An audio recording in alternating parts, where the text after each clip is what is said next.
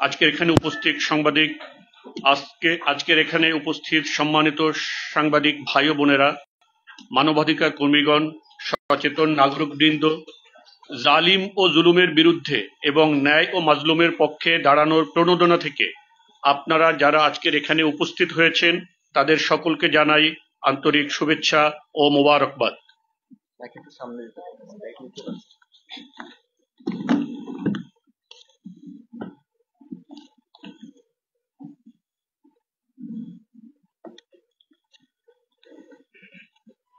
আজ আমরা এখানে এসেছি এক তিক্ত ও নিষ্ঠুর বাস্তবতার সামনে জাতিকে দাঁড় করাতে। আমরা এসেছি এমন কিছু মানুষের কথা তুলে ধরতে যারা রাষ্ট্রযন্ত্রের কাঠামোগত অবিচারের শিকার। আমরা এসেছি এই কথা বলার জন্য, অন্যায়ভাবে গায়ের জোরে মিথ্যা মামলা দিয়ে, গুম খুন আর রাজনৈতিক হিংস্রতা দিয়ে একটি জাতিকে চিরদিন দমিয়ে রাখা যায় না। এর স্পষ্ট প্রমাণ বিগত ফ্যাসিস্ট হাসিনা ও আওয়ামী লীগ সরকার। এই দেশ প্রায় 2 দশক ধরে দেখেছে কিভাবে হাসিনার ফ্যাসিবাদী শাসন জোর করে ক্ষমতা ধরে রাখতে গুম খুন, মিথ্যা মামলা, গ্রেফতার আর জঙ্গি নাটকের আশ্রয় নিয়েছিল, যার ফলশ্রুতিতে হাজারো পরিবার হারিয়েছে তাদের প্রিয়জনকে, হাজারো তরুণের জীবন হারিয়ে গিয়েছে আওয়ামী জাহিলিয়াতের নিকষ কালো অন্ধকারে।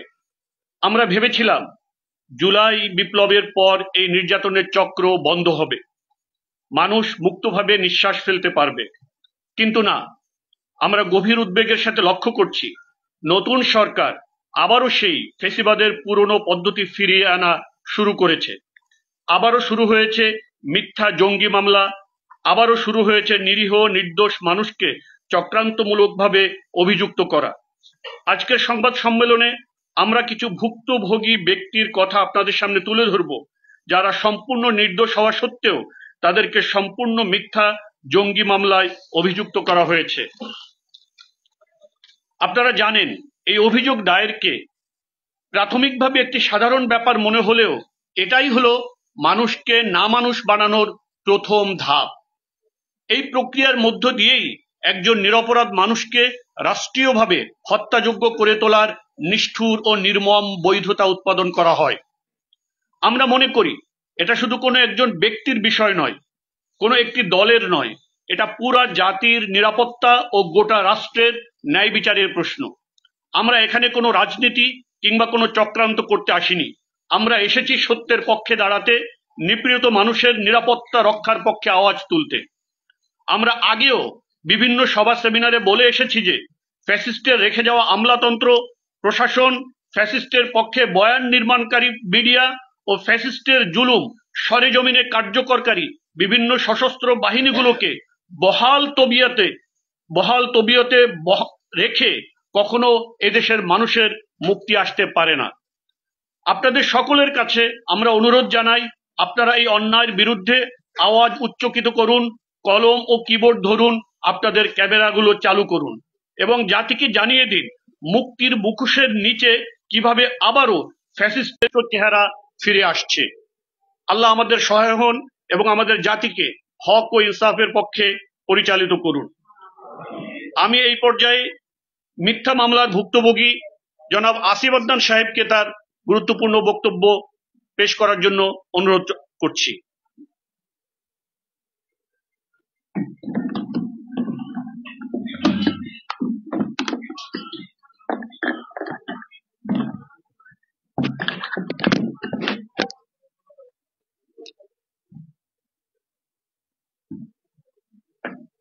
বিসমিল্লাহির রহমানির রহিম।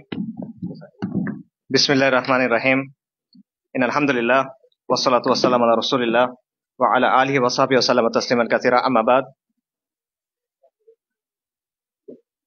রাব্বি ইশরাহ লি সাদরি ওয়া ইয়াসসির লি আমরি ওয়াহলুল উকদাতাম মিন লিসানি ইয়াফকাহু কওলি। আসসালামু আলাইকুম ওয়া রাহমাতুল্লাহি ওয়া বারাকাতুহু। আপনারা যারা উপস্থিত হয়েছেন, সাংবাদিক বন্ধু, সহকর্মী এবং সচেতন নাগরিকরা, আপনাদের সবাইকে ধন্যবাদ। বিশেষ করে বৈষম্যহীন কারামুক্তিকে ধন্যবাদ এই আয়োজনে আমাদের সহযোগিতা করার জন্য।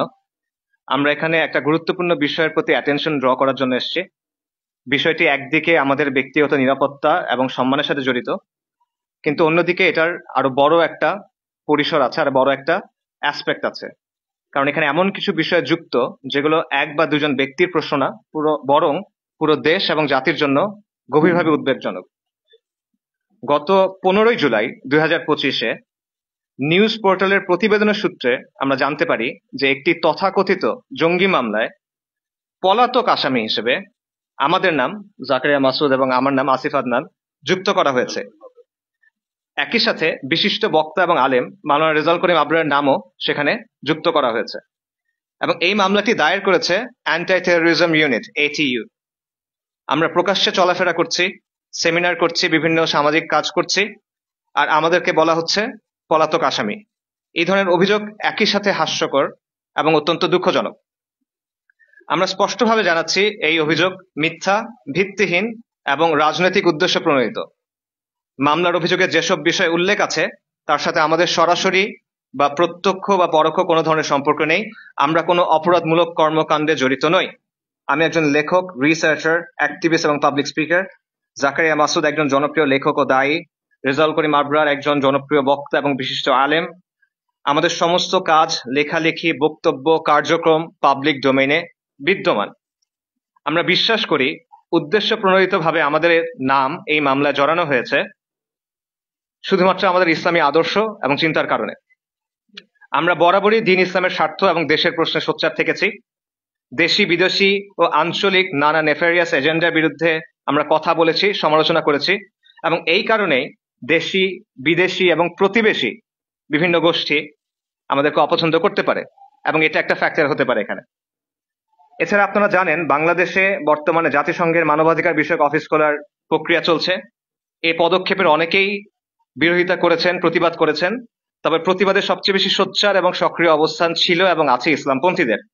আমাদেরকে এভাবে মিথ্যা মামলায় ফাঁসানোর অপচেষ্টা হতে পারে যে এটি ইসলামপন্থীদের একটা বার্তা দেওয়ার চেষ্টা। আমরা এই ভিত্তিহীন মামলার তীব্র প্রতিবাদ জানাচ্ছি এবং এই মামলাটি শুধু আমাদের জন্য মানহানিকর না, বরং এটা আমাদের নিরাপত্তার জন্য হুমকি। আমরা ইতিমধ্যে আইনি পরামর্শ গ্রহণ করছি এবং পরিস্থিতি অনুযায়ী পরবর্তী পদক্ষেপ আমরা গ্রহণ করবো ইনশাআল্লাহ। এই মামলায় আমাদের নাম জড়ানোর একদিকে মানহানি, যেটা আমি বললাম, অন্যদিকে এখানে নিরাপত্তার একটা হুমকি আছে। কেন? কারণ এদেশে জঙ্গি নাম দিয়ে গুম, নির্যাতন এবং হত্যার লম্বা ইতিহাস আছে। কাউকে জঙ্গি বলার অর্থ বাংলাদেশে হলো তাকে হত্যাযজ্ঞ করে তোলা। কাউকে যখন জঙ্গি বলা হয় তখন তার বিরুদ্ধে রাষ্ট্রীয় সহিংসতা বৈধ হয়ে যায়। আজকে এই যে মিথ্যা মামলায় আমাদের নাম জড়ানো হলো, কাল এই মামলার রেফারেন্সে আমাদেরকে গুম করা হবে না বা কালকে এই মামলার রেফারেন্সে আমাদেরকে ক্রসফায়ার দেওয়া হবে না, তার গ্যারান্টিটা কি? কারণ এভাবেই তো আগে হয়ে এসছে। এবং বিষয়টি শুধুমাত্র আমাদেরকে নিয়ে না, এখানে আমাদের যাদের নাম যুক্ত করা হয়েছে তারা সবাই মোটামুটি public figure, prominent figure. I am from a privilege background. অন্য যাদের নাম এসেছে তারা অত্যন্ত জনপ্রিয় ব্যক্তিত্ব। আমাদেরকে যদি এভাবে ভিত্তিহীনভাবে মামলায় যুক্ত করা হয় তাহলে একজন ইউনিভার্সিটি পড়ুয়া তরুণ অথবা একজন মাদ্রাসা শিক্ষক অথবা একজন নিম্ন মধ্যবিত্ত চাকরিজীবী, তাদেরকে যদি এভাবে মামলায় জড়ানো হয় তাদের পক্ষে কে কথা বলবে, তাদের পক্ষে কে এগিয়ে আসবে?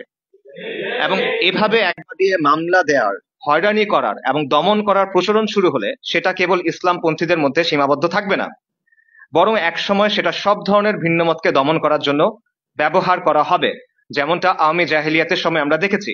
আমাদের নিশ্চয়ই মনে আছে 5ই আগস্ট লং মার্চের দিন রাষ্ট্রীয় প্রচারণা করা হচ্ছিল যে ছাত্র জনতার গণ অভ্যুত্থান আসলে একটা জঙ্গি হামলা।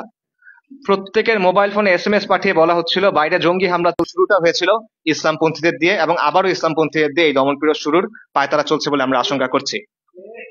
এই কারণে এই হয়রানিমূলক মামলা শুধু এই মামলায় আমরা যারা অভিযুক্ত তাদের জন্য কনসার্নের বিষয় না, বরং এটা বাংলাদেশের সাধারণ ধর্মপ্রাণ মুসলিম এবং সব নাগরিকের স্বাধীনতার উপর হুমকি স্বরূপ।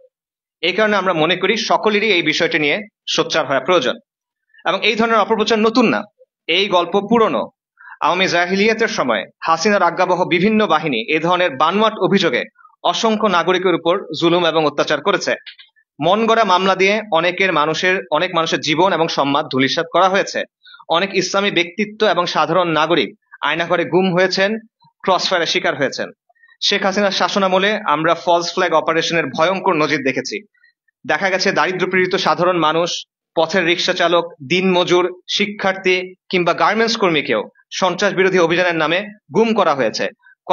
কয়েক মাস পর মিডিয়ার সামনে আনা হয়েছে, টেবিলের উপর কিছু বই সাজিয়ে দেওয়া হয়েছে, কিছু মোবাইল ফোন সাজিয়ে দেওয়া হয়েছে সিম কার্ড সাজিয়ে দেওয়া হয়েছে, তারপর বলা হয়েছে এই ব্যক্তি জঙ্গি, জঙ্গিবাদ বিরোধী অভিযানে তাকে ধরা হয়েছে, এবং কোনো প্রকার প্রশ্ন ছাড়া, কোনো প্রকার জবাবদিহি ছাড়া গণমাধ্যম সরকারি সেই বয়ান প্রচার করে গেছে এবং এই দমন পীড়নের বৈধতা উৎপাদনে কাজ করেছে।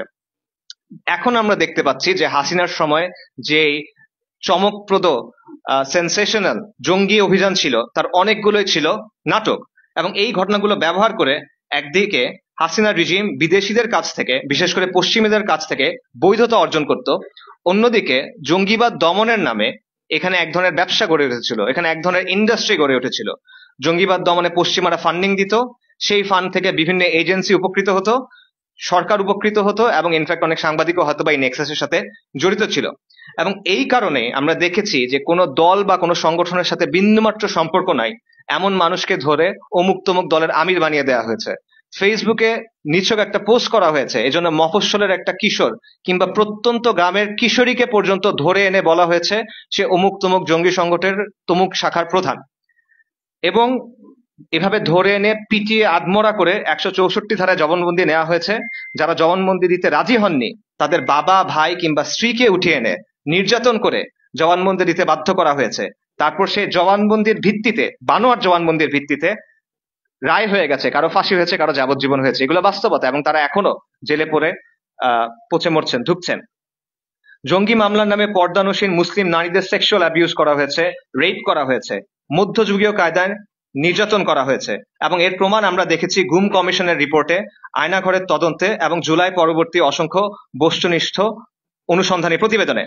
এবং আজও সন্ত্রাস দমন আইনের কারণে অনেক নিরীহ মানুষ বন্দী হয়ে আছেন, এবং এটার অপপ্রয়োগের ফলে অনেক মানুষের জীবন ধ্বংস হয়ে গেছে, অনেক পরিবার ধ্বংস হয়ে গেছে।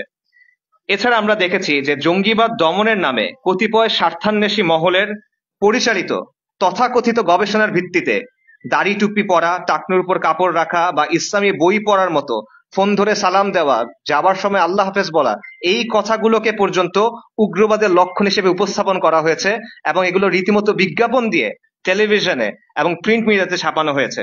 এবং এই সব কিছুর উদ্দেশ্য ছিল ইসলামী দাওয়াকে বন্ধ করা এবং জনপরিসরে ইসলামের যে প্রভাব সেটাকে সংকুচিত করা। আমার ব্যক্তিগত অভিজ্ঞতা বলি, আমি নিজে ব্যক্তিগতভাবে হাসিনা আমলের ভুক্তভোগী। কুখ্যাত র্যাব কর্মকর্তা আলেপ উদ্দিন, যে ধর্ষণের অভিযোগে অভিযুক্ত, খুনের অভিযোগে অভিযুক্ত, সে একাধিক বানোয়াট মামলায় এভাবে আমার নাম যুক্ত করেছিল, এবং যেভাবে এখানে বানোয়াট ভাবে পলাতক আসামি বলা হচ্ছিল, ঠিক একইভাবে পলাতক আসামি হিসেবে অসংখ্য মামলায় সে আমার নাম দিয়ে রেখেছিল। মোদী বিরোধী আন্দোলনের সময় লেখালেখির কারণে আমার বাসায় প্রশাসনের লোক এসেছিল, আমার বাসায় ফোন এসেছিল, এরকম অসংখ্যবার হয়েছে। এবং 24শে জানুয়ারিতেও বাংলাদেশে যে ট্রান্সজেন্ডার আইন বাস্তবায়নের পায়তারা চলছিল, এর বিরুদ্ধে লেখালেখি করার জন্য আমার বক্তব্যকে নাকচ করার চেষ্টা করা হয়েছে জঙ্গি বলে, এবং এই সবই হয়েছে এই জঙ্গিবাদের জুজুর ভয় দেখিয়ে। দুঃখজনকভাবে গণ অভ্যুত্থানের মাধ্যমে আওয়ামী লীগকে হটাবার পর জনগণ যে সরকারকে ক্ষমতায় বসালো, তারা একই চিত্রনাট্য অনুসরণ করে জঙ্গি নাটক করা শুরু করেছে। যেহেতু এই ন্যারেটিভ ব্যবহার করে ইতিপূর্বে অবর্ণনীয় অত্যাচার ও মানবাধিকার লঙ্ঘন হয়েছে, তাই এই ধরনের মামলায় অত্যন্ত সচেতনতা এবং সংবেদনশীলতা জরুরি। এই ধরনের যে কোনো তদন্ত ও মামলায় আমরা প্রতিটি অভিযুক্তের জন্য ন্যায় বিচার, সদাচরণ এবং মানবাধিকার সমুন্নত রাখার আহ্বান জানাই, এবং গণমাধ্যমকে জনগণের প্রতিনিধি হিসেবে দায়িত্বশীল সাংবাদিকতার আহ্বান জানাই। মিথ্যা এবং হয়রানিমূলক রাজনৈতিক মামলা কলোনিয়াল আমলের ঐতিহ্য। আজকের এই পোস্ট কলোনিয়াল রাষ্ট্রগুলো ইংরেজদের এই ট্র্যাডিশন খুব ভক্তি ভরে অনুসরণ করে যাচ্ছে। এই জন্য আমরা দেখি যে অনেক রাজনৈতিক দলের শীর্ষ নেতার বিরুদ্ধে ময়লার ট্রাকে আগুন দেওয়ার মতো অনেক মামলা আছে। এগুলো নিয়ে হাসাহাসি করা যায়, কিন্তু জঙ্গি মামলা কিংবা সন্ত্রাস বিরোধী আইনের মামলার ক্ষেত্রে ব্যাপারটা সেরকম না। কারণ জঙ্গিবাদের অভিযোগ গুরুতর অভিযোগ, সন্ত্রাস বিরোধী আইনের মামলা গুরুতর মামলা। এই বাংলাদেশেই এই অভিযোগ আর এই মামলাগুলোর কারণে অনেক নিরপরাধ মানুষকে বন্দিত্ব, নির্যাতন এবং হত্যার শিকার হতে হয়েছে। এবং এই প্রক্রিয়ার সবচেয়ে মারাত্মক দিক হলো, এখানে যে অভিযুক্ত তার নিজেকে নিরাপরাধ প্রমাণ করার কোনো সুযোগ নাই। সাধারণত কোনো ব্যক্তির বিরুদ্ধে অভিযোগ উঠলে সেটি প্রমাণিত না হওয়া পর্যন্ত সে নির্দোষ হিসেবে গণ্য হয়, প্রিজাম্পশন অফ ইনোসেন্স। এটা যে কোনো সভ্য আইনি ব্যবস্থার একটা মূল ভিত্তি। কিন্তু ইসলাম প্রিয় নাগরিকদের ক্ষেত্রে ব্যাপারটা উল্টো, গিলটি আনটিল প্রুভেন ইনোসেন্ট। মন চাইলো মামলায় নাম জড়ায় দিবেন, এখন যার নাম জড়ানো হয়েছে তার দায়িত্ব হলো নিজেকে নির্দোষ প্রমাণ করা। সম্পূর্ণ উল্টো। যখন কোনো মুসলিমকে জঙ্গি বা উগ্রবাদী হিসেবে অভিযুক্ত করা হয়, তখন তাকে আগে থেকেই দোষী মনে করা হয়, কোনো প্রমাণের প্রয়োজন নেই, কোনো বিচারিক প্রক্রিয়ার দরকার নেই, অভিযোগই তার শাস্তির জন্য যথেষ্ট। এটাই বাংলাদেশের বাস্তবতা। এবং আমরা যা কিছু বললাম তার প্রায় সবকিছু আমরা এই মামলায় দেখছি। হাসিনার আমলের চিত্রনাট্যের পুনরাবৃত্তি দেখছি। আমরা সোশ্যাল মিডিয়া, সামাজিক গণমাধ্যমের সূত্রে দেখেছি এই মামলা যারা দায়ের করেছেন সেই ব্যক্তিদের ফোন করা হয়েছে এবং এই মামলার ব্যাপারে যখন জিজ্ঞেস করা হয়েছে তখন তারা বলছেন সরকারের চাপ আছে। সোশ্যাল মিডিয়া সূত্রে আমরা দেখেছি যে কেউ কেউ এইচইউ হেডকোয়ার্টারে গিয়েছেন এবং সেখান থেকে বলা হচ্ছে তাদের আনঅফিসিয়ালি, অনানুষ্ঠানিকভাবে জানানো হয়েছে যে অভিযুক্ত যারা তাদের মোবাইলে নাকি আমাদের ছবি পাওয়া গেছে, যেটা কোনো পাবলিক সেমিনারে নাকি তারা আমাদের সাথে ছবি তুলেছেন। আমরা অসংখ্য পাবলিক সেমিনার করি যেখানে শত শত কিংবা হাজার মানুষ আছেন এবং তারা অনেক সময় ছবি আমাদের সাথে তোলেন। এই কারণে মামলায় আমাদের নাম দেয়া হচ্ছে। এটা হলো আনঅফিসিয়ালি বলা কথা। এটা কোন ধরনের যুক্তি? এটা কি মগের মূল্য কিনা? মিটফোর্ডে যে বর্বরচিত হত্যাকাণ্ড ঘটলো সেই ঘটনার সাথে যারা জড়িত তাদের সাথে তো অনেক রাজনৈতিক দলের নেতাদের ছবি আছে। আপনি কি ওই কারণে এখন ওই নেতাদের বিরুদ্ধে হত্যা মামলা দিবেন? আমরা নিউজ রিপোর্টে দেখেছি বিভিন্ন এলাকায় অনেকে লবিং করছে, সুপারিশ করছে, চাঁদাবাজি করছে। এরা অনেকে সমন্বয়ক পরিচয় ব্যবহার করছে বা সমন্বয়কদের সাথে ইভেন উপদেষ্টাদের সাথে তাদের ছবি আছে। এখন কি আপনি চাঁদাবাজির মামলায় উপদেষ্টা আর সমন্বয়কদের আসামি বানাবেন? বলা হচ্ছে সরকারের পক্ষ থেকে চাপ আছে। সরকারের কাজটা আসলে কি? গতকালের ঘটনা আপনারা সবাই দেখেছেন। ছাত্রলীগ একটা নিষিদ্ধ সংগঠন, আওয়ামী লীগের কার্যক্রম নিষিদ্ধ। তারা অস্ত্র নিয়ে আক্রমণ, ইউএনএর গাড়িতে হামলা করেছে, পেট্রোল বোমা মেরেছে, পুলিশ সদস্য পিটিয়েছে। সরকার তাদেরকে থামায় না, কিন্তু ইসলামী লেখক আর বক্তাদের বিরুদ্ধে জঙ্গি মামলা দেয়া হয়। আওয়ামী লীগ কাল যা করলো তারপরও বাংলাদেশের তথাকথিত সুশীল সমাজ, বাংলাদেশের secular progressive cultural establishment Awami লীগকে কিন্তু মব বলে না, আওয়ামী লীগকে কিন্তু জঙ্গি বলা হয় না, বরং মিডিয়াতে বলা হয় গ্রামবাসী আক্রমণ করেছে, এলাকাবাসী আক্রমণ করেছে। বাংলাদেশের গ্রামবাসীরা কখন থেকে পিস্তল, কাটা রাইফেল, বন্দুক নিয়ে ঘোরাঘুরি করা শুরু করলো? বাংলাদেশের সেকুলার প্রগতিশীলরা আমরা এমনও দেখছি তারা কালকের পর বলছে যে কেউ যদি আওয়ামী লীগ সমর্থন করে শুধুমাত্র আওয়ামী লীগ সমর্থন করার জন্য তাকে দোষী বলা যাবে না। এটা হলো সেই আওয়ামী লীগ যারা গত জুলাই মাসে 2000-এর বেশি মানুষ হত্যা করেছে, যারা 1500 বেশি নাগরিককে গুম করেছে, তাদের মধ্যে 300 জনের বেশি নাগরিককে গুমের পর হত্যা করেছে। তারপরও আওয়ামী লীগ সমর্থন করার জন্য কিংবা কালকে যা হলো সেটাকে সমর্থন করার কারণে কাউকে জঙ্গি বলা যাবে না, কারো বিরুদ্ধে কিছু করা যাবে না, ঠিক আছে। কিন্তু ইসলামপন্থীদের বিরুদ্ধে বানোয়াট মামলা দেওয়া যাবে, কারণ তারা ইসলামপন্থী। আপনি ইচ্ছা মতো আমাদের গুম এবং নির্যাতন করতে পারবেন, আমাদের মেরে ফেলতে পারবেন। কেউ পাবলিক লেকচারে আমাদের সাথে ছবি তুলেছে, তাই আপনার সন্দেহবশত আপনি কেসে নাম দিয়ে দিতে পারবেন। এই হলো বাংলাদেশের অবস্থা। এটা বাংলাদেশের সমাজ এবং রাষ্ট্রের কাঠামোগত যে ইসলাম বিদ্বেষ, সেটার বাস্তবতা। পাশাপাশি আমি এটাও বলতে চাই যে যাদেরকে অভিযুক্ত করা হয়েছে, যাদেরকে গ্রেফতার করা হয়েছে, তাদের ক্ষেত্রেও প্রকৃত পরিস্থিতি কি সেটা আমরা জানি না। এখানে প্রপার ইনভেস্টিগেশন প্রয়োজন। আমরা সোশ্যাল মিডিয়াতে দেখেছি যে কেউ কেউ বলেছেন যে এখানে কেউ কেউ আছে যারা ইতিপূর্বে গুমের ভিকটিম ছিলেন, এখানে কেউ কেউ আছেন যারা নাকি ওই সময়টাতে জেলে ছিলেন। এই তথ্যগুলো আমাদের পক্ষে ভেরিফাই করা সম্ভব হয়নি, তবে এই তথ্যগুলো যাচাই করা উচিত। কারণ সোকল জঙ্গি মামলার ক্ষেত্রে এই সংস্থাগুলো যেসব বক্তব্য তৈরি করে, এই সংস্থাগুলো যেসব বয়ান দেয়, সেগুলো বিশ্বাস করার মতো না, যেটা আমরা ইতিপূর্বে দেখেছি। তো যেই অজুহাত আর মামলাকে ব্যবহার করে হাসিনা সরকার এত জুলুম করব, 1 বছরের মাথায় সেম বয়ান, সেম গল্প যখন সামনে আনা হচ্ছে, তখন সেটা যাচাই করা অত্যন্ত গুরুত্বপূর্ণ যে ব্যাপারটা আসলে কি হচ্ছে। তাদের পরিবারগুলোর সাথে কথা বলা হচ্ছে কিনা, তাদের সাইড অফ দ্য স্টোরি শোনা হচ্ছে কিনা, এবং এই কাজটা মিডিয়া করছে কিনা, মিডিয়া কি ওই ন্যারেটিভকে প্রশ্ন করছে কিনা, নাকি বাহিনীগুলো যা বলছে সেটাই তারা তোতা পাখির মতো আওড়ে যাচ্ছে, এই বিষয়গুলো প্রশ্ন করা দরকার। এবং আমরা মনে করি এই জঙ্গি নাটক মঞ্চানোর উদ্দেশ্য হলো দায়ী এবং আলেমদের নিরুৎসাহিত করা, জনপরিসরে ইসলামের অবস্থানকে সংকুচিত করা, বিদেশি শক্তিকে খুশি করা, এবং সম্ভবত আইন শৃঙ্খলা বাহিনীর ভেতরে কৃত্রিম সাফল্যের গল্প তৈরি করে প্রমোশন নিশ্চিত করা। আমরা স্পষ্ট ভাষায় বলতে চাই, জঙ্গি নাটক মঞ্চায়নের এই প্রবণতা বন্ধ করতে হবে। দেশে যেন অতীতের ফ্যাসিস্ট জাহিলি নিপীড়নের পুনরাবৃত্তি না ঘটে, এজন্য সংশ্লিষ্ট সবাইকে সতর্ক থাকার এবং সোচ্চার থাকার আহ্বান জানাই। আমরা চাই না পুরনো জাহিলিয়াত ফিরে আসুক, এবং আমরা স্পষ্টভাবে বলতে চাই ধর্মীয় পরিচিতির কারণে অপবাদ দেওয়া এবং তাদের জঙ্গি হিসেবে উপস্থাপন করা চরম অন্যায়, যা প্রতিহত করা আবশ্যক। ধর্মীয় বিশ্বাস এবং প্র্যাকটিসের কারণে এমন দমন পীড়ন কোনোভাবেই গ্রহণযোগ্য নয়। আমরা এই পরিকল্পিত জাহিলি নীতির তীব্র প্রতিবাদ জানাই এবং একই সঙ্গে আমরা এই জঙ্গি নাটকের রচয়িতা ও পরিকল্পনাকারীদের চিহ্নিত করে তাদের দ্রুত জবাবদিহিতা এবং বিচারের আওতায় আনার জোর দাবি জানাই। যারা এই ষড়যন্ত্র করেছে তারা জেনে রাখুক, এতে তারা সফল হবেন ইনশাআল্লাহ। ইতিহাস জালিমদের জন্য কখনো উদার হয় না, আর জুলুমের বিরুদ্ধে স্বয়ং আল্লাহ সুবহানাহু ওয়া তাআলা সাক্ষ্যদাতা। আল্লাহ আযজা ওয়া জাল্লা বলেছেন, ওয়া মাকারু ওয়া মাকারাল্লাহ ওয়াল্লাহু খায়রুল মাকিরিন। তারা ষড়যন্ত্র করেছিল আর আল্লাহ জবাবে কৌশল করেছিলেন এবং আল্লাহ সর্বোত্তম কৌশলী। আমরা আল্লাহর উপর তাওয়াক্কুল করি। আসসালামু আলাইকুম ওয়া রাহমাতুল্লাহি ওয়া বারাকাতুহু।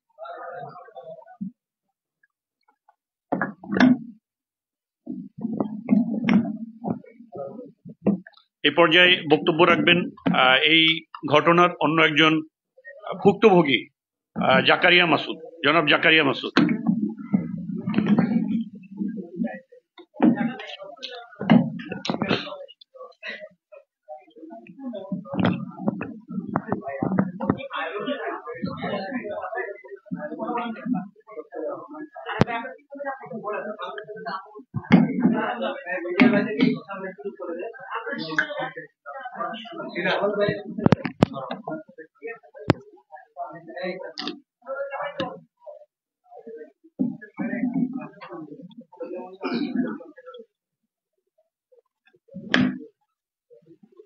আসসালামু আলাইকুম ওয়া রাহমাতুল্লাহ। আলহামদুলিল্লাহ ওয়াসসালাতু ওয়াসসালামু আলা রাসূলিল্লাহ ওয়া আলা আলিহি ওয়া সাহবিহি আজমাইন। আমি আপনাদের সবার প্রতি কৃতজ্ঞতা জানাচ্ছি, যারা অনেক দূর থেকে, কাছ থেকে বা যেখান থেকেই আমাদের মতো অধমদের জন্য আপনারা এখানে এসেছেন। যেই হন, প্রিন্ট ইলেকট্রনিক মিডিয়ার হন, আমাদের দিনদার ভাই হন বা যেই হন, আপনার সাথে আমার সম্পর্ক থাকুক বা না থাকুক, এই যে আপনি মুসলমান হিসাবে আরেক মুসলমানের বিপদে এগিয়ে আসছেন, এই জন্য আমি ব্যক্তিগতভাবে ভাইদের পক্ষ থেকে, সবার পক্ষ থেকে আন্তরিক কৃতজ্ঞতা জানাচ্ছি। এবং আমরা মনে করি এরকমটা হওয়া উচিত। ভাই যেমনটা বললেন শুরুতে, যদি একজন অপরিচিত রিক্সাওয়ালাও সে যদি মুসলমান হয় আর সে যদি বিপদে পড়ে, আমাদের সবার উচিত তার বিপদে এগিয়ে যাওয়া। আর আমরা এগিয়ে যাইনি বলে জাহাজবাড়ি এরকম নাটক থেকে নিয়ে এরকম অনেকগুলো নাটক আমরা ইতিপূর্বে দেখেছি এবং আমরা চাই না এই নাটকের আর কোনো পুনরাবৃত্তি হোক। সো আমি প্রথমে যদি একটু কথা বলি, যে দেখেন আমাদের স্বরাষ্ট্র উপদেষ্টা, মাননীয় স্বরাষ্ট্র উপদেষ্টা মহোদয়, তিনি 6 জুলাই 2025, আপনার সবার মনে থাকার কথা, ভিডিওটা অ্যাভেলেবল, আমরা মিডিয়ার মাধ্যমে জেনেছি, মিডিয়ার ভাইরাও জানেন। তিনি খুব স্পষ্ট করে বললেন যে বাংলাদেশে যখন বলা হলো যে বাংলাদেশের জঙ্গিবাদের অবস্থান কি, তার স্টেটমেন্ট আমি কোট আনকোট যদি বলি, তিনি বলতেছেন যে বাংলাদেশে জঙ্গিবাদের কোনো অবস্থান নেই, আপনাদের সহযোগিতায় জঙ্গিবাদ নির্মূল করে দেওয়া হয়েছে। গত 10 মাসে আপনারা কোনো জঙ্গিবাদের ইনফরমেশন দিতে পেরেছেন কি? আগে জঙ্গি ছিল, আপনারা ইনফরমেশন দিয়েছেন, এখন নেই, আপনারা ইনফরমেশন দেন না। এটা হলো আমাদের স্বরাষ্ট্র উপদেষ্টার স্টেটমেন্ট। আমি আরেকজন পুলিশের ডিএমপি কমিশনার শেখ মোহাম্মদ সাজ্জাদ আলী সাহেবের 1 জুলাই 2025-এর একটা স্টেটমেন্ট আপনাদেরকে বলি। রাজধানীতে সাংবাদিকরা তাকে প্রশ্ন করেছেন যে বাংলাদেশে কোনো জঙ্গি আছে কি? তিনি বলতেছেন বাংলাদেশে কোনো জঙ্গি নাই, তবে বাংলাদেশে আছে ছিনতাইকারী। তিনি বলতেছেন যে জঙ্গি নাই, তবে এই ধরনের জঙ্গি নাটক আওয়ামী লীগের আমলে খেলা হয়েছে, এবং তাকে প্রশ্ন করা হয়েছে হোলি আর্টিজনের ব্যাপারটা, তিনি সেটা অবশ্যই এড়িয়ে গিয়েছেন। তাহলে আমাদেরকে আপনারা বলেন, যারা সাংবাদিক ভাইরা আছেন, আমাদের উপস্থিত ভাইরা আছেন, আমরা 1 তারিখ 6 তারিখ স্টেটমেন্ট পেলাম জঙ্গিবাদ নেই, 27 দিনের মধ্যে জঙ্গিবাদের এতটা বাম্পার ফলন কিভাবে হলো? এটা কি বিটিভির বাতাবি লেবুর মতো বাম্পার ফলন কিনা? এটা আমাদের স্পষ্ট করতে হবে। যেখানে স্বরাষ্ট্র উপদেষ্টা বলতেছেন নেই, পুলিশের মহাপরিদর্শক বলতেছেন নেই, সেখানে কোত্থেকে কে বেরিয়ে এসে জঙ্গিবাদের বাম্পার ফলন করে দিল এবং কেন এই ফলনটা তারা ঘটালো? আমরা মনে করি প্রশাসনের এই বিষয়টা স্পষ্ট করা উচিত, কারণ এটা শুধুমাত্র আমাদের মান সম্মান যে হানি হয়েছে ব্যাপারটা এরকম না, এটা বাংলাদেশের ভাবমূর্তিও বিদেশের মধ্যে এটাকে ক্ষুণ্ণ করতেছে, সেই ব্যাপারটা খেয়াল রাখা উচিত। আচ্ছা, আমি এখন যদি বলি যে দেখেন, কালকে আপনারা মিডিয়াতে দেখেছেন সবাই যে পুলিশের গাড়ি পুড়িয়ে দেওয়া হয়েছে, আপনারা সবাই দেখেছেন, মিডিয়ার ভাইরা তো, আমরা মিডিয়ার ভাইদের মাধ্যমে জানতে পেরেছি আমরা বিষয়গুলো। পুলিশের গাড়ি কি বলে পুড়িয়ে দেওয়া হয়েছে, সার্জিস, হাসনাত, ওনাদের গাড়ির উপরে বম্বিং করা হয়েছে, গ্রেনেড নিক্ষেপ করা হয়েছে, ওনাদের চেয়ার টেবিল ভাঙচুর করা হয়েছে, এবং শেষ পর্যন্ত আপনারা দেখেছেন যে এমন ভাবে আক্রমণ করা হয়েছে যে তারা সেনাবাহিনীর সহযোগিতায় তারা ওইখান থেকে কোন ক্রমে জীবন নিয়ে পালিয়ে আসতে বাধ্য হয়েছেন। যাদের হাতে অস্ত্র আপনারা দেখেছেন, যাদের হাতে দেশীয় অস্ত্র, বিদেশি অস্ত্র, বোম, গ্রেনেড, আমাদের মিডিয়া, আমাদের পুলিশ প্রশাসন তাদেরকে জঙ্গি না বলে, যাদের হাতে না একটা লাঠি আছে না বাঁশ আছে, শুধু কলম, তাদেরকে তারা বলতে চায় জঙ্গি। এইটা অবশ্যই উদ্দেশ্য প্রণোদিত মামলা, সেটা আপনারা এবং উপস্থিত যারা আছেন তারা সবাই জানেন।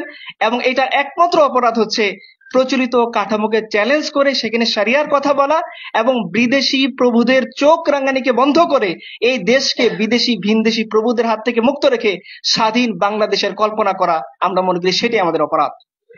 আপনারা দেখেছেন যে মিডফোর্টে প্রকাশ্য দিবালোকে সে অপরাধী হোক আমাদের সেটা বিষয় না, সেটা অপরাধী সে কি না এটা আদালত বিবেচনা করবে।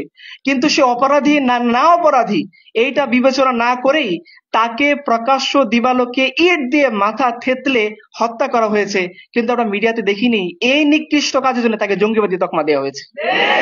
আপনারা দেখেছেন যে ইয়ের আমলে এই আমাদের বর্তমান যে কেয়ারটেকার গভর্নমেন্ট বা ইন্টারিম গভর্নমেন্ট তারা আসার পরে জায়গায় জায়গায় হত্যাকাণ্ড করেছে। আপনারা দেখেছেন চাঁদা না দেওয়ার অপরাধে গৃহবধূকে ধর্ষণ করে সেই ভিডিও ছেড়ে দেওয়া হয়েছে। এই ধরনের মধ্যযুগীয় বর্বর কাজ করার পরও তাদেরকে জঙ্গিবাদী তকমা দেওয়া হয়নি।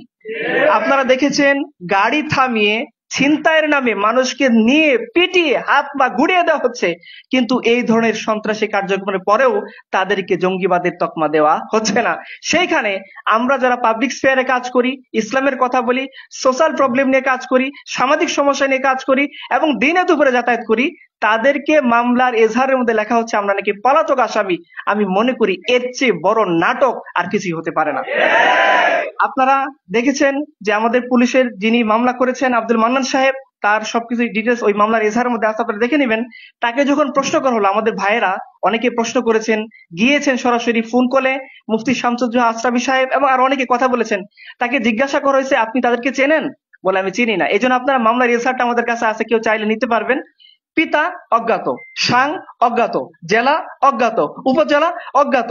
যে পুলিশ জানেই না এই আসামির পরিচয় কি, তাকে আবার আপনি পলাতক আসামি বানিয়ে জঙ্গি মামলায় কিভাবে ফাঁসাচ্ছেন? যে পুলিশ জানে না আসামির বাবার নাম কি, আসামি কোথায় থাকে, আসামি কি, বলা হচ্ছে তাকে ছবি পাওয়া গেছে। আমি যদি আজকে বলি যে আব্দুল মান্নান সাহেবের সাথে হাসিনার ছবি পাওয়া গেছে, তিনি ফ্যাসিবাদের দোষর, কথাটা কি ঠিক হবে? ছবি এখন এআই দিয়ে অহরহ বানানো যায়। ছবিটাকে আপনি পরীক্ষা করেন, যাচাই করেন, আর ছবি পাওয়ার কারণেই যদি কাউকে গ্রেপ্তার করতে হয়, তাহলে আমি বলবো আপনাদের শত শত পুলিশ অফিসারকে গ্রেপ্তার করতে হবে এই কারণে, কারণ আপনাদের অনেকের সাথে স্বরাষ্ট্রমন্ত্রীর ছবি আছে যিনি পলাতক। এটা কোনো বিবেচ্য বিষয় নেই। সুস্থ আইন আদালতের ভাষা যদি আমরা ইসলামিক কথাটা অ্যাভয়েড করেও যাই, স্বাভাবিক যেটা আইনের ভাষা সেই ভাষাগুলো আমাদের ক্ষেত্রে প্রয়োগ করা হয়নি। আমি মনে করি একটাই অপরাধ, আমরা ইসলামের কথা বলি। আপনারা দেখেছেন রিসেন্ট জাতিসংঘ এমন শর্ত আরোপ করেছে, আপনারা দেখেছেন যে সমকামী পার্টনার নিয়ে সেই দেশে আসতে চায়। আপনারা দেখেছেন এবং পত্রিকা এসেছে বাংলাদেশ কোন প্রকার শর্ত আরোপ করতে পারবে না, এইভাবে তারা এই দেশে অফিস খুলবে।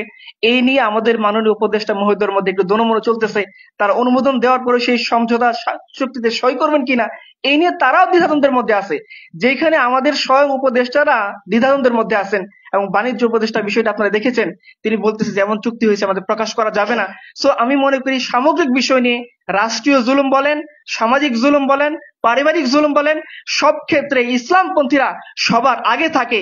এজন্য আমি মনে করি অপরাধীরা ইসলামপন্থীদেরকে গলার কাটা মনে করে এই জঙ্গি কার্ড দিয়ে তাদেরকে ভীত করে রাখতে চায়। ইনশাআল্লাহ আমরা জুলুমের বিরুদ্ধে কথা বলি, ইনসাফের পক্ষে কথা বলি।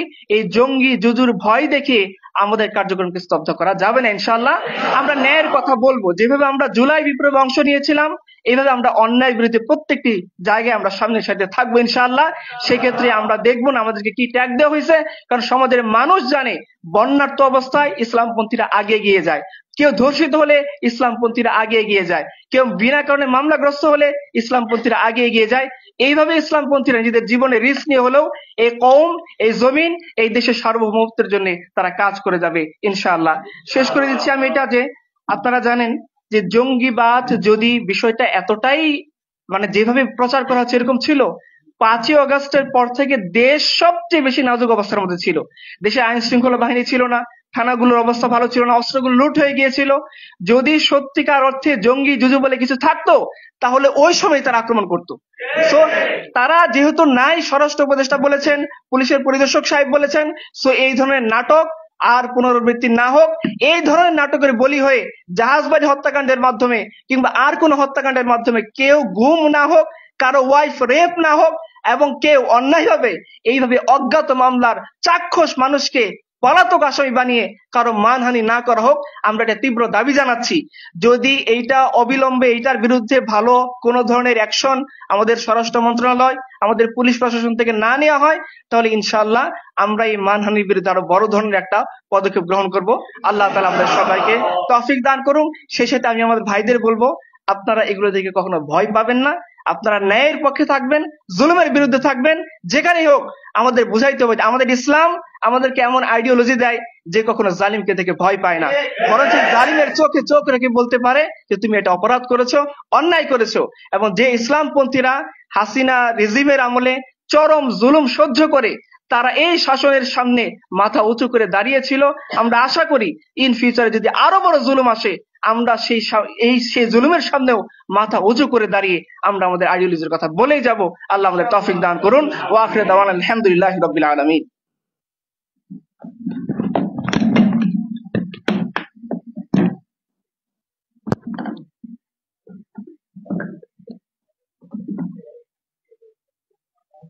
আচ্ছা, এই আপনারা জানেন যে সার্বিক ঘটনা আপনারা শুনেছেন এবং বর্ণনাগুলো শুনেছেন। আমাদের কি এগুলোর বিরুদ্ধে আরো একটু গ্রেটার পরিসরে, বড় পরিসরে প্রতিবাদ করা দরকার কিনা? আমরা ইনশাআল্লাহ এর প্রতিবাদে আগামীকাল জুমার পরে বাইতুল মোকাররম থেকে বিক্ষোভ কর্মসূচি ঘোষণা করছি। আগামীকাল জুমাবার বাইতুল মোকাররম থেকে জুমার নামাজের পরে এই জুলুম, গুম, মিথ্যা মামলা, জঙ্গি নাটক এগুলোর বিরুদ্ধে আমরা বিক্ষোভ কর্মসূচি ঘোষণা করছি ইনশাআল্লাহ। আপনাদের সকলের প্রতি আহ্বান, আপনারা নিজেরা আসবেন, আপনারা বন্ধু বান্ধব, আত্মীয় স্বজন, পাড়া প্রতিবেশী সকলকে জানাবেন যেন সকলে এই প্রোগ্রামে অংশগ্রহণ করে ইনশাআল্লাহ। আর এরপরে কারো কোনো প্রশ্ন যদি থাকে প্রশ্ন করার জন্য অনুরোধ করছি।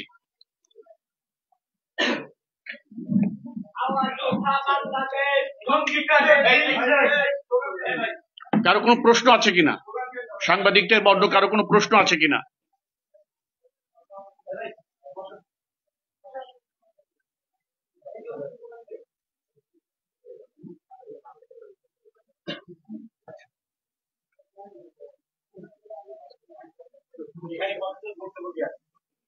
এখানে দুইজন ভুক্তভোগী আছেন এখানে।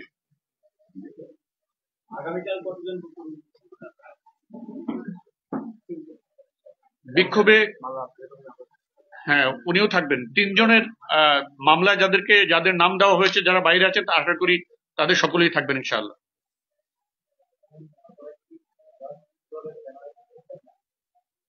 তারা কি সকলে জঙ্গি মামলায় আসামি করা হয়েছে এরকম কিছু?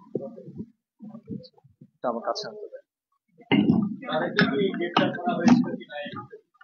আর আপনার প্রশ্নটা কি ছিল? না, আমরা কোনো রাজনৈতিক দলের অংশ না, এটা আমরা কোনো রাজনৈতিক ব্যানারও করছি না। এখানে বৈষম্যহীন কারামুক্তি আমাদের আয়োজনে সহযোগিতা করেছেন, সেটাও কোনো রাজনৈতিক দল না, এটা একটা হিউম্যান রাইটস টাইপের একটা অর্গানাইজেশন। অ্যান্টি টেররিজম ইউনিট কেন জঙ্গি মামলা দিলে অ্যান্টি টেররিজম ইউনিট ভালো বলতে পারবে? আমরা এইতে যেটা জানতে পারলাম সোশ্যাল মিডিয়া সূত্রে, মামলা যিনি বাদী তাকে একাধিক ব্যক্তি ফোন করেছেন, যিনি আপনি শুনেছেন মুফতি সাখাওয়াত হোসেন রাজি, একজন প্রখ্যাত ব্যক্তি, আইম মামা সাহেব, ওই একটা অর্গানাইজেশনের মুফতি শামসুদ্দোহা, সরি। উনি যখন ফোনে কথা বলছেন, সেই লাইভটা ফেসবুকে আছে, আপনারা দেখবেন। সেখানে বলা হচ্ছে যে উনি কাউকে চেনেন না, কিন্তু তার কাছে সরকারের চাপ আছে, এরকম একটা কথা বলেছেন। আর কিছু ভাই এটিউর অ্যাকচুয়াল হেডকোয়ার্টারে গিয়েছিলেন, সেখান থেকে তাদের আনঅফিসিয়ালি বলা হয়েছে যে যাদেরকে তারা মূল অ্যাকিউজ বলছেন, প্রাইম অ্যাকিউজ বলছেন, তার একজনের মোবাইলে আমাদের সাথে ছবি আছে, যেটা পাবলিক গ্যাদারিং এ, কোন একটা সেমিনারে আমি এখান থেকে বের হলে আমার সাথে 50 জন ছবি তুলবে, এই ধরনের একটা ছবি তার কাছে আছে। এগুলোর ভিত্তিতে তারা বলছেন যে আমরা তার বন্ধু এবং ইত্যাদি ইত্যাদি। এখানে একটা মামলা যেটা এটিইউ দায়ের করেছে গত 5ই জুলাই, সেই মামলাতে সম্ভবত সেই মামলাতে 6 জনকে আসামি দেখানো হয়েছে। একজন মূল আসামি প্রাইম অ্যাকিউজ, যাকে বন্দী করা হয়েছে, আর এর পাশাপাশি 4 জনকে পলাতক আসামি দেখানো হয়েছে। এর মধ্যে 3 জন, আমি, আসিফ আদনান, জাকারিয়া মাসুদ এবং আল্লাহ রেজাউল করিম আবরার সাহেবের কথা বললাম। বাকিদেরকে আমাদের জানা নাই, যে প্রাইম অ্যাকিউজ তাকেও আমরা চিনি না।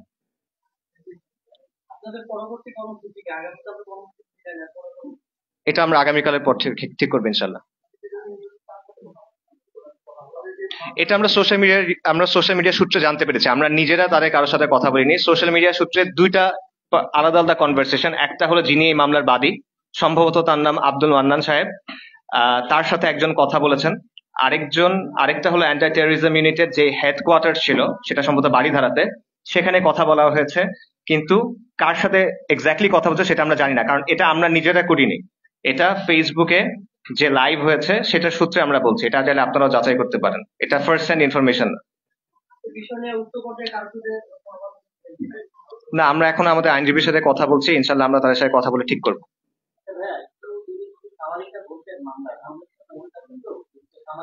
আপনাদের আপনাদের কাগজ আপনারা নিয়ে যান, কাগজে সবকিছু লেখা আছে, একটা প্রেস ব্রিফিং এর মতো আছে সেখানে।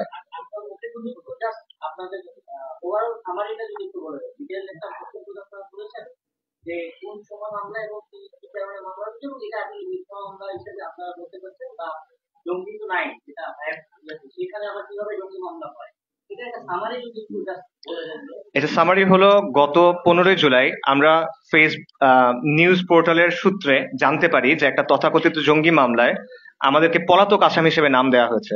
আমি আসিফ আদনান, জাকারিয়া মাসুদ এবং পাশাপাশি একজন বিখ্যাত আলেম এবং বক্তা মানোয়ার রেজাল করে আবরার, তাকেও এখানে পলাতক আসামি হিসেবে দেখানো হয়েছে এবং এই মামলাটি দায়ের করেছে এটিইউ, অ্যান্টি টেরোরিজম ইউনিট। আমরা সবাই এখানে আপনাদের সামনে প্রকাশ্যে আসছি এবং আমরা সামাজিক অনেক কাজ করি।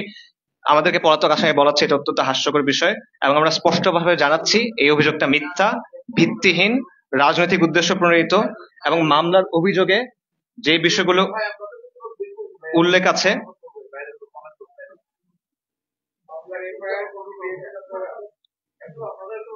আমার কাছে মামলার এজাহার আছে।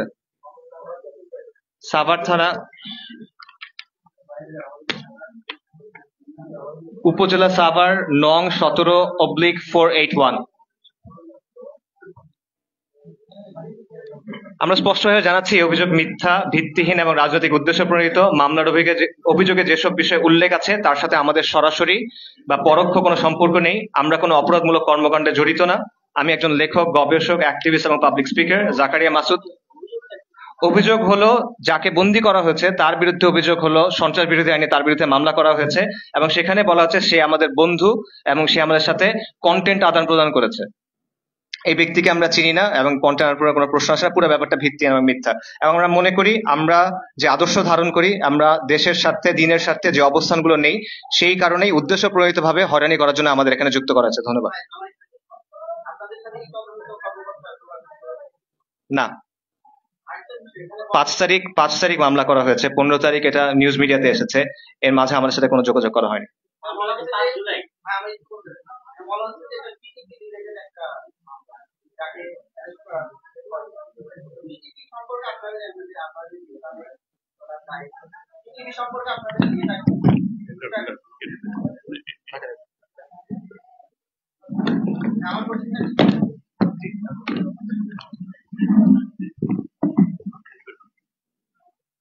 দেখেন, টিটিপির প্রশ্নটা পাকিস্তানের একটা মাসালা। পাকিস্তান আমাদের দেশের সাথে অপ্রাসঙ্গিক হয়ে গেছে 1971 এর পরে, রাইট? ইন্ডিয়াতে তার প্রবলেম হয়েছে, ধরুন কথা বলেন নাগাল্যান্ডে একটা প্রবলেম হয়েছে, সেটার জন্য কি আপনি আমাকে প্রশ্ন করবেন? না, আমার প্রশ্নটাকে উত্তর দেন। আপনি বলেন নাগাল্যান্ডের একটা প্রবলেমের জন্য কি আপনি আমাকে প্রশ্ন করবেন যে ভাই নাগাল্যান্ডে এই সমস্যা হচ্ছে, এবার আপনার কি মত? 2 নাম্বার, আমি প্রশ্নে আসতেছি, আপনার প্রশ্ন আমি শুনছি। আমরা এমন একটা বিপজ্জনক অবস্থায় বসবাস করতেছি যে ধরেন আমি যে এখান থেকে সুস্থভাবে বাসায় পর্যন্ত পৌঁছে যাবো আমি জানি না, আপনিও জানেন না, কারণ আমাদের সবাই এরকম অবস্থা। আপনি এমন একটা সেন্সিটিভ প্রশ্ন করছেন, ধরুন কথার কথা যে আমাদের দেশের সাথে যখন যুদ্ধ হলো পাকিস্তান বাহিনী আমাদের সাথে অন্যায় করেছে কি করেনি, করেছে কিনা? ধরুন এখন কথার কথা আইএসআর কেউ আমাকে মেরে দিল, আপনি আমাকে সেফ দিতে পারবেন, নিরাপত্তা দিতে পারবেন? পারবেন? সো এরকম সেন্সিটিভ কোশ্চেন করার আগে আমাদের উচিত যে যাদের কাছ থেকে আপনার আনসার নিচ্ছে তাদের নিরাপত্তা নিশ্চিত করা। 3 নাম্বার প্রশ্ন আমি আসতেছি, আমাদের দেশের সাথে যখন যুদ্ধ হচ্ছে তখন পাকিস্তানি বাহিনী আমাদের সাথে অন্যায় করেছে কি করেনি? তো এরকম অন্যায় তারা করতে পারে কি পারে না? সবাই করতে পারে। এখন কে অন্যায় করেছে কে করেনি এটা কোর্ট ডিসিশন দিবে। বাংলাদেশের কোর্ট সিদ্ধান্ত নেই যেটা অন্যায় কি অন্যায় না, পাকিস্তানি কোর্ট সিদ্ধান্ত নেই সেটা অন্যায় কি অন্যায় না। আমরা তো কেউ জাজ না। সো আমরা এই কর্মকাণ্ডগুলো কি হচ্ছে আমরা ম্যাক্সিমাম মিডিয়াতে পাই। সো আমরা মনে করি মিডিয়ার ভিডিও, মিডিয়ার স্টেটমেন্ট এগুলোর উপর ভিত্তি করে কারো উপরে কোনো ধরনের অভিযোগ আরোপ করাটা ঠিক হবে না। এটা বিচারিক আদালতের মাধ্যমে কোনো মীমাংসিত বিষয় হলে আমরা সেই উত্তরটা দিতে পারতাম। আমি তো বললাম আপনাকে বিচারিক আদালতের মাধ্যমে মীমাংসিত কোনো বিষয় তাহলে আইডিওলজি নিয়ে তো আপনি প্রশ্ন করতে পারবেন না। না, আমরা স্কলার না কেউ, আমরা তো কেউ স্কলার না।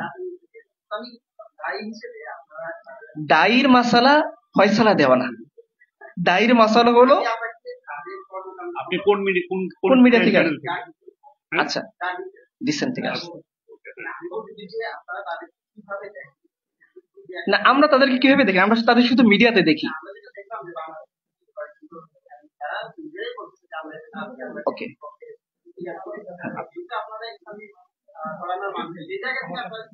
যারা গিয়েছেন এটা তাদের স্টেটমেন্ট, ওনাদেরটা আমরা কেন দেখতে যাব? আপনি আমাদেরকে বলেন যে আপনারা কি করতেছেন। হ্যাঁ, দেন। এই ফ্রেমিংটা, এই ওভারঅল ফ্রেমিংটা, এই ফ্রেমটার ভিতরে আপনারা প্রশ্নটা করতেছেন, আমি পার্সোনালি এই ফ্রেমটা রিজেক্ট করি। কারণ বাংলাদেশের রিয়ালিটি, পাকিস্তানের রিয়ালিটি আমার মাথা ব্যথা না। আমি পাকিস্তানের নাগরিক না, আমি বাংলাদেশের নাগরিক। I have been aggrieved in Bangladesh multiple times, ঠিক আছে? এবং এই ফ্রেমটার ভেতরে এই কাউন্টার টেরোরিজম যে বিষয়টা, এটার বাস্তবে সো এইখানে আমাদের সাথে পিওরলি একটা গ্রিভাস হার্ম এখন হচ্ছে, অলরেডি সম্মানহানি হচ্ছে। এবং এটা এমন একটা অভিযোগ, আপনি যেহেতু মিডিয়াতে, আপনারা নিশ্চয়ই জানেন এই অভিযোগে মানুষকে লিটারালি হত্যা করা হয়েছে, রেপ করা হয়েছে, সেক্সুয়াল অ্যাবিউজ করা হয়েছে নারীদেরকে। এবং এই জিনিসটা হয়েছে 1 বছর হয় না এখন। সো যেহেতু এটা আমার সাথে এখন হচ্ছে, I refuse to answer and go into that frame. যেই ফ্রেমটা আমাকে আবার সামহাও এই করে বলে যে আচ্ছা ঠিক আছে, আপনার বিরুদ্ধে অভিযোগ আছে, অভিযোগ এত সত্য মিথ্যা না, সেটা আমি যাচাই করবো না, সেটা নিয়ে আমি কথাও বলবো না, সেটা নিয়ে আমি আমার রিপোর্টেও লিখবো না। কিন্তু আপনি ওই ব্যাপারে কি মনে করেন? আই রিফিউজ এইটার ভিতরে টিটিপির ব্যাপারে কি, বালুচিস্তানে পাকিস্তান আর্মি কি করতেছে, বালুচ লিবারেশন ফ্রন্ট কি করে, টিটিপি কি করে, পাকিস্তান আর্মি কি করে, জারবে আজাবে পাকিস্তান আর্মি কি করছে, কোনটা ভালো কোনটা খারাপ, এটা একটা ডিটেল পলিটিক্যাল আলোচনা, একটা একাডেমিক আলোচনা। আমাদের আলোচনার বিষয় বা ইভেন আপনি পলিটিক্যাল অ্যানালিসিসের আলোচনা হতে পারে। আমাদের বিষয়টা হলো আমাদের জন্য যে গ্রিভাস হার্ম হচ্ছে, এবং এই প্রচলনটা যদি আবার শুরু হয়ে যায়, তাহলে বাংলাদেশের সাধারণ ইসলামপ্রিয় নাগরিক তো বটে, এবং অন্যদের ক্ষেত্রেও আপনারা জানেন যে অনেক সেকুলার পলিটিক্যাল পার্টির নেতাকর্মীকেও জঙ্গি বলে তুলে নিয়ে যাওয়া হয়েছে, এবং 5ই অগস্টের যে ঘটনা, সেটাকেও বলা হচ্ছে জঙ্গি হামলা। এই ব্যাপারটা যেন আবার শুরু না হয়, এই ব্যাপারটা যেন আরো শুরু না হয়, সেই জন্য যে এইটা রেইজ করা, মানে অ্যাওয়ারনেস রেইজ করা, এবং আমাদের ব্যাপারটা নিয়ে একটা স্ট্রং পজিশন নেওয়া, এটা আমাদের মূল ফোকাস। অ্যাজ ফার এজ ওইখানে পাকিস্তানের যে পার্টিকুলার তাদের ইনডোর কি কনফ্লিক্ট আছে, সেখানে কে সঠিক বা কে ভুল, কার আইডিওলজি কি, বা এই জিনিসটার জন্য এটা আমাদের আলোচনার আজকের বিষয় না, ঠিক আছে? আপনি যদি এই ব্যাপারে খুবই আগ্রহী হন, তাদের দুই পক্ষেরই বক্তব্য দেখে হয়তো আপনার একটা সিদ্ধান্তে আসতে হবে। বাট আমরা মনে করি যে মিডিয়ার দায়িত্ব হলো, যেহেতু অলরেডি এইভাবে বাংলাদেশে 300 মানুষের উপরকে হত্যা করা হয়েছে, এবং সম্ভবত গুম কমিশনের বক্তব্য হলো যে 1500-এর বেশি মানুষকে, বা ইনফ্যাক্ট 2000-এর কাছাকাছি মানুষকে গুম করে রাখা হয়েছে। তো যেহেতু এটা অলরেডি হয়েছে এবং সেম স্ক্রিপ্টে আপনি দেখতেছেন একটা জিনিস ঘটতেছে, তখন মিডিয়ার দায়িত্ব হলো স্ক্রুটিনাইজ করা সেখানে, যে আসলে এই ব্যাপারটা ঘটছে কিনা, on what basis you have arrested this people, on what basis you have put their names into this cases, and সেটা স্ক্রুটিনাইজ করা, সেটা জিজ্ঞেস করা, নট মিডিয়া সাথেরকে মানে ভুলভাবে কি বলা হয়, ভুলভালকে ফ্রেম করা হচ্ছে, তাদেরকে গিয়ে কোয়েশ্চেন করা, এটা কি বা ওইটা কি। ঠিক আছে, থ্যাংক ইউ। ওকে, ধন্যবাদ আপনাদের সকলকে সময় দিয়ে কষ্ট করে এখানে আসার জন্য। ইনশাআল্লাহ আবার অন্যদিন অন্য কোনোখানে